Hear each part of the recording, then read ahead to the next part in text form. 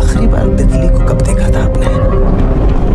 मैं ये भूत भूत को नहीं मानता। जिस चीज को देखा ही नहीं उससे क्या करना।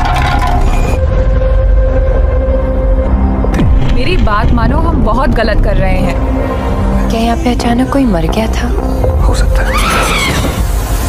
उस कमरे में किसी का भी जाना खतरे से खाली नहीं।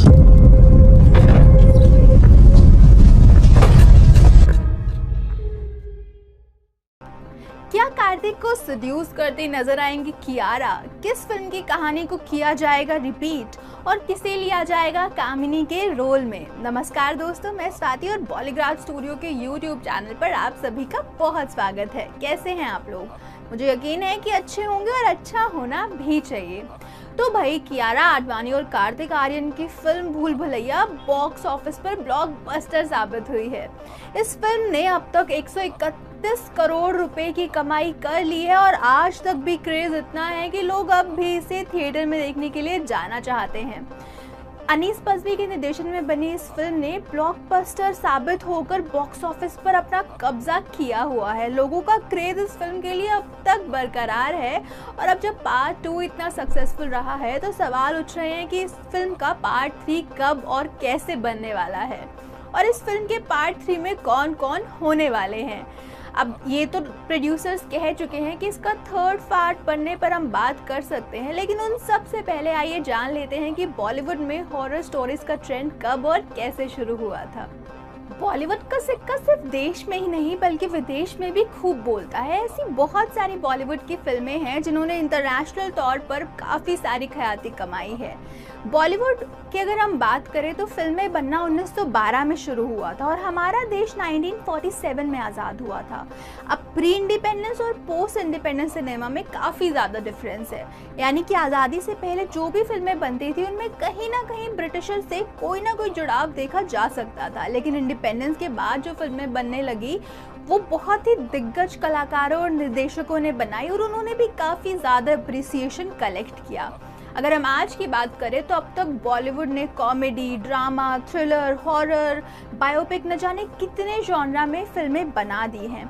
लेकिन अगर हम पहली हॉरर फिल्म की बात करें तो वो 1949 में बनी थी, जिसका नाम था महल। फिल्म महल में दिग्गज कलाकार अशोक कुमार जी और मधुबाला नजर आए थे और इस फिल्म को डायरेक्ट किया था कमाल अमरोही ने और ये फिल्म काफ़ी ज़्यादा पसंद की गई थी और लोगों ने इस फिल्म को खूब प्यार भी दिया था। ये एक हॉरर फिल्म थी जिसमें कहानी थी कामिनी की, यानी कि मधुबाला की, और उसमें दिखाया गया था कि कैसे कामिनी एक बहुत ही खूबसूरत से महल में अपने प्रेमी का इंतज़ार कर रही है, लेकिन उसी रात उसके प्रेमी की नाव पानी में डूब जाती है और उसकी मौत हो जाती है और ऐसे ही कुछ दिन तक इंतज़ार करने के बाद कामिनी की भी मौत हो जाती है। अब भूल भुलैया 3 में दिखाया जाएगा कि कामिनी के रोल को तब्बू या फिर विद्या बालन प्ले कर सकती है। फिल्म की शुरुआत होगी एक बहुत ही खूबसूरत महल से और दिखाया जाएगा कि वहाँ पर अयान नाम का लड़का आता है। अयान का कैरेक्टर कार्तिक आर्यन पोर्ट्रे कर सकते हैं और कैसे दिखाया जाएगा कि उस महल में माना जाता है कि प्रेरक आत्माओं का वास है और इसीलिए वहाँ कोई नहीं जाता।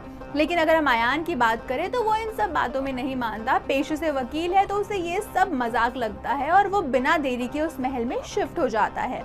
आगे दिखाया जाएगा कि कैसे एक माली अयान को इस महल से जुड़ी सारी कहानियां बताता है। वो बताता है कि कैसे कामिनी अपने प्रेमी का इंतजार कर रही थी, लेकिन उसके प्रेमी की डूबने से मौत हो जाती है। लेकिन जाने से पहले उसके प्रेमी ने कहा था कि हमारा प्यार अमर है और ये कभी भी विफल नहीं हो सकता। इस जन्म में नहीं, अगर हमारा प्यार सक्सेसफुल हुआ तो हम अगले जन्म में फिर से मिलेंगे। तो ऐसी ही कुछ कहानी के इर्द गिर्द भूल भुलैया 3 की कहानी को भी बुना जाने वाला है। इसके बाद अयान अपने कमरे में जाता है और हवा के झोंके से एक तस्वीर नीचे गिर जाती है। जब वो तस्वीर उठाकर देखता है तो वो हैरान हो जाता है क्योंकि तस्वीर का चेहरा हूबहू अयान से मिलता है। उसके बाद उसे एक महिला के गाने की आवाज़ आती है और दूसरे कमरे में एक महिला बैठी हुई भी दिखाई देती है। वो जैसे उस कमरे में जाता है महिला वहाँ से भाग जाती है। उससे अगले दिन अयान का दोस्त आदित्य उससे मिलने वहां आता है और वो आदित्य को सारी बातें बताता है, पर आदित्य तथ्यों के साथ उसके सारे भ्रम को गलत प्रूफ कर देता है। लेकिन उसी शाम को आदित्य और अयान दोनों को वो महिला फिर से दिखाई देती है और वो महिला उन्हें छत तक ले जाती है और उसके बाद वो महिला पानी में कूद जाती है। लेकिन जब अयान और आदित्य पास जाकर देखते हैं तो उन्हें ना तो कोई महिला मिलती है ना ही कोई पानी। उसके बाद दोनों अगले दिन ट्रेन से कानपुर की तरफ निकल पड़ते हैं, लेकिन नींद में वो वापस फिर से उस महल में पहुंच जाते हैं जहां पर वो भूतनी या फिर कामिनी अयान को कहती है कि मैं सच में हूँ, मैं असल में हूँ और मैं तुम्हारे साथ अपनी ज़िंदगी व्यतीत करना चाहती हूँ। वो कहती है कि ये सब मजाक नहीं है, लेकिन तभी वह आदित्य आ जाता है जो भूत पर गोली चलाता है। पर भाई भूत पर गोली का क्या ही असर हो सकता है, तो भूत को कोई उसका प्रभाव नहीं पड़ता है। इसके बाद वो भूत आदित्य को वार्न कर कि हम दोनों के बीच में मत आओ, वहाँ से चली जाती है।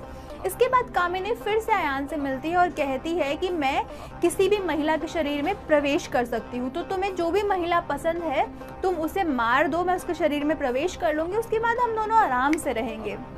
कामिनी कहती है उस माली की बेटी का चेहरा हूबहू मुझसे मिलता है, यानी कि कियारा आडवाणी जो रिया का रोल प्ले करने वाली है, और वो अयान को कहती है कि तुम इसे मार दो, इसके बाद मैं इसके शरीर में घुस जाऊंगी और हम खुशी खुशी पूरा जीवन व्यतीत कर लेंगे। लेकिन अयान ऐसा करने से साफ मना कर देता है। अब इन सब के बीच अयान के पिता अयान की शादी किसी और लड़की से कर देते हैं ताकि वो इन सब चीज़ों को भूल सके, और वो कोई और नहीं बल्कि फिल्म की दूसरी लीड यानी कि तारा सुतारिया है।